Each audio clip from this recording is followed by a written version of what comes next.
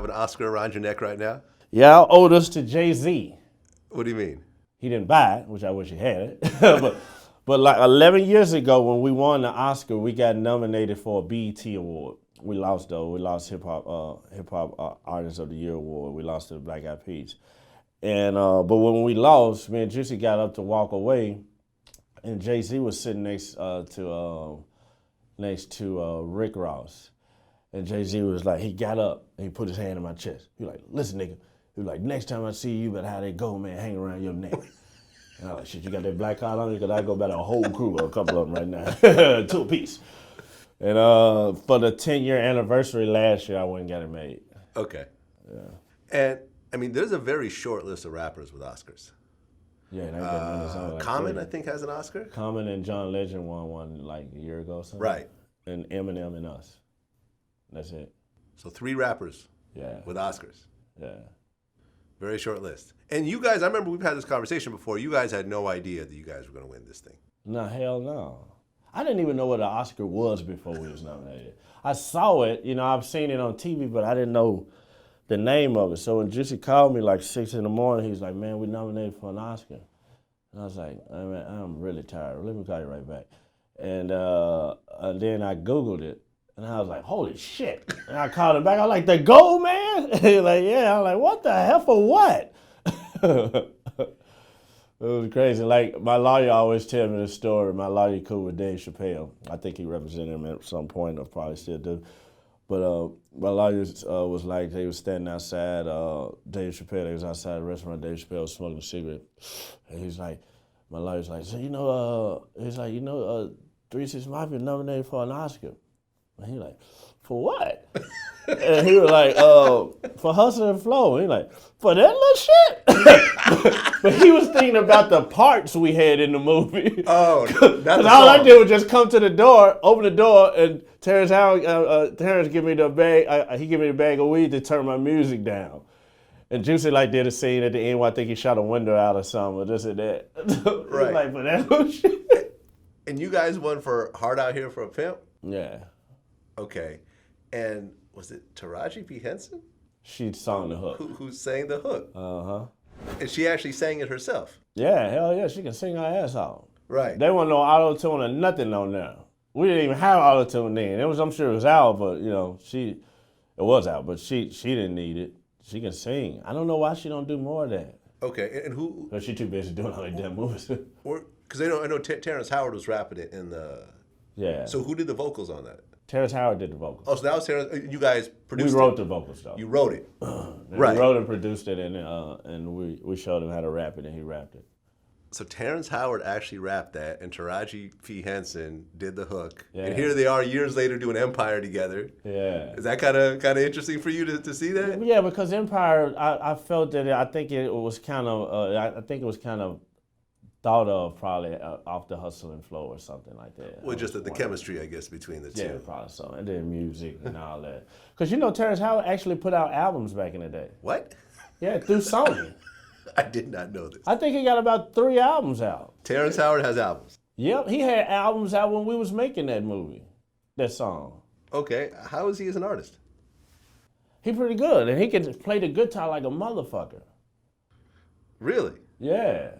Okay. So it was easy for him to do the song because he actually makes music. Yeah, he's got an album called Shine Through It. Oh, okay. And he got, okay. I had no idea. Yeah. I had no idea. So the character he plays on Empire actually has a little more realism than I had thought. Yeah. I mean, although these were not hit albums, I'm assuming. I don't know what they did, but I mean, he made albums. He had a major record label deal with Sony. Okay. And he was actually rapping. He wasn't rapping on those albums. He was singing. He was singing, right, but he was rapping on Hard Out Here for a Pimp. Yeah. Right, which I guess would be, I can see how that got the Oscar over Whoop That Trick. I mean, that would have been a little different. Did you guys do Whoop That Trick too? No, we didn't do that one. That was that Yo Gotti? Al Capone. Al Capone. Yeah. Okay. Al Capone, my man. What's up, Al? What happened between you and Salma Hayek the night of the Oscars? Oh, man, Salma Hayek, she's so hot, man. I was basically just looking at her because I was always in love with Salma Hayek. Dust to Dawn, I was sold. Wait, who was it? Yeah, I was sold. I'm still in love with her. Right. But now she actually got upset with me because I walked up to introduce myself to her, and I had the Oscar in my hand and this and that, and I asked could we take a picture, and we took the picture of me and her, and Juicy is out everywhere. And then she was like, she just broke out of nowhere. She was like, you know that your brothers and sisters in Africa are dying over these blood diamonds that you're wearing? Oh. Listen, I was all blinged out, like, Rolex, this and that, blah, blah. And actually, I didn't have a Rolex. I had a Joe Rodeo watch, $70,000 watch, jewelry, platinum, everything, blah, blah. And she was like, people are dying in Africa for their diamonds. And I was like, hold up, what did you just say right now? Because I was looking at her body. I'm like, man, I don't know what you just said, but I think you just said something about somebody dying in some diamonds. I was hoping she was asking me to put a diamond on her finger. Right. That's what I was hoping. And I would have did that. So she just kept yelling at you? No, she wasn't yelling. She just said that, and then she just kind of walked off. So that was your Salma Hayek moment? That was my Salma Hayek moment, one of the best moments of my life. You ever see her again after that? Never seen her again. Okay. Never seen her again. But I tell you something I heard. I don't know how true it is, but they said when you go over her house, she make you eat a roach when you first walk in. You ever heard that story? I've never heard that story. Yeah, I heard that. They said she make you eat a cockroach for some ritual or something. I don't know how true that is, but that's just something I heard. Hold on. I would eat a roach for her ass. I would not eat a roach. I would eat a roach for Salma Hayek. You would eat a roach for Salma Hayek? Yes, I would. I would eat a village of roaches for Salma Hayek. So she invited you to her house, but the condition was that you got to eat a roach first. You'd be over there. I eat that roach, and I'll tell you the next thing that I'll be eating. Look at that, nigga. So when you guys did Sipping on Some Scissor, what happened between you and Prince? Prince, oh yeah, man, that was funny. Rest in peace, Prince, man. Rest in peace. Basically, when we won the Oscar that same night, we was with John Singleton. John Singleton knew Prince. I never met Prince before. And he's like, yeah, I want to go to Prince's house. Prince always had these crazy parties after the Oscar. And I was like, fuck yeah, I want to go to Prince's house. And we pull up to the limo. There's all a line of chicks down the street. All kind of hot chicks. And John Singleton get out and start talking to the security guard. He's like, I got 3 6 Mafia in the car. They just won the Oscar, this and that. And I saw the security guard kind of look over there at the car and looking. I'm like, yeah, nigga, we finna go to Prince's house. And then next thing I know, John Singleton turn around and walk to the limo. He opened the door. So when he opened the door, I'm getting out the car. I'm thinking we finna go in this motherfucker. He get in the car. I'm like, what you doing?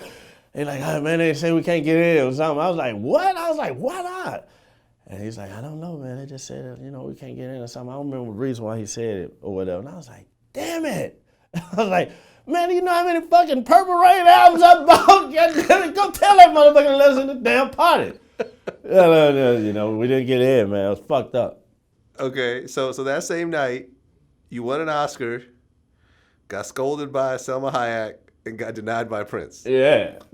And I took my ass home after that. Went to the room, I didn't live there. I went home, I was like, man, you know what, let's just go home. We went back to the room and woke up the next day and there was people all over the place, press and stuff, the interviewers or whatever. What ultimately changed in your life once you actually got the Oscar? Besides money? Did the money completely change after that? Yeah, it completely changed. I won't say the exact amounts, man, but the show price is like quadrupled. Something like that. Because now you're the Oscar-winning group. Yeah. You got to put that before the 3 6 Mafia. Yeah. The Oscar-winning group, 3 6 Mafia. Yeah, but that didn't really. I don't think that really. They didn't really do that because the people that go to our concerts probably half of them don't probably watch the Oscars and know shit about that. But it's just our name was just like Sony had told us. They was like we was the #1 Google thing in the world. Oh. Once that had happened, that next day or whatever the case. Because everybody was trying to see who the hell them niggas was jumping all over the stage and just won that award. And so everything went up, man. It was crazy. Right, because you guys had the reality show after that. Yeah, we got a reality show. Some TV back when money. Reality shows wasn't considered cool. Yeah. Back then, they was calling us a sellout for doing that fucking show. Really? Yeah. They're like, man, I'm sold out, man, sold out, blah, blah, blah. Now everybody want a reality show. Yeah, I think we did some interviews. This was before VladTV was right around the time of the reality show and everything else like that. I think we did by the Beverly Hills sign. Remember that? Yeah, I remember. Yeah. So yeah, because I remember you guys were riding high at the time, man. You guys, it was crazy. It was a hell of a time. Ride.